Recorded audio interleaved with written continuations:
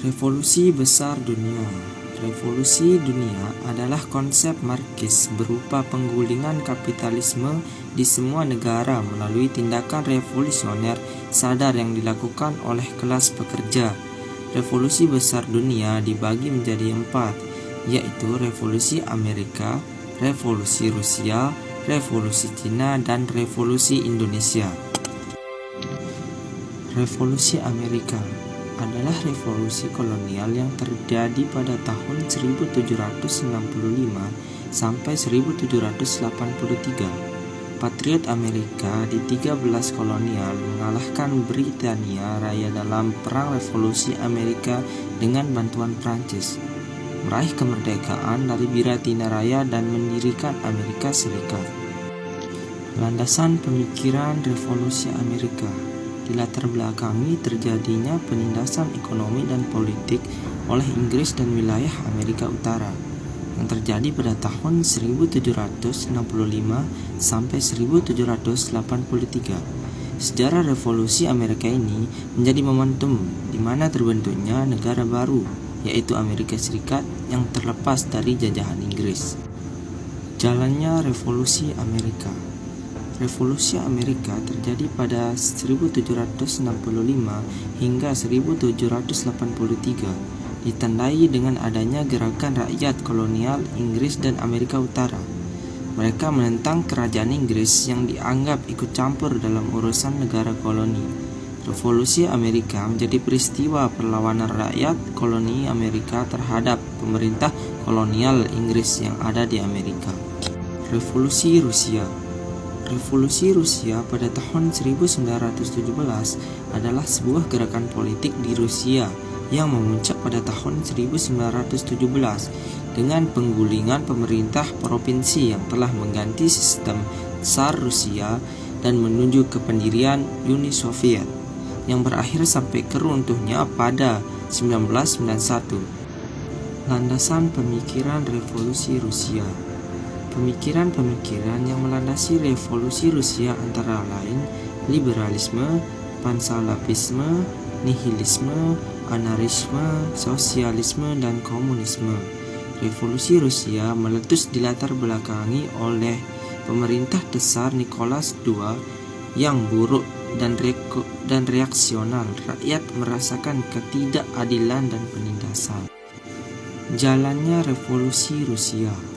Revolusi Rusia pertama berlangsung dari 23 sampai 27 Februari 1917. Rusia Tsar II menindak tegas aksi protes rakyat yang terjadi di St. Petersburg. Sejumlah kelompok penentang dari berbagai golongan bersatu untuk mendesak Tsar II turun dari kursi pemerintahan. Revolusi Cina.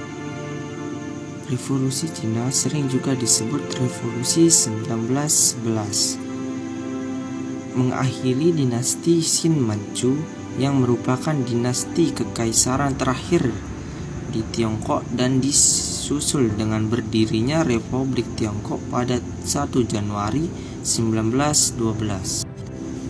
Landasan pemikiran Revolusi Cina.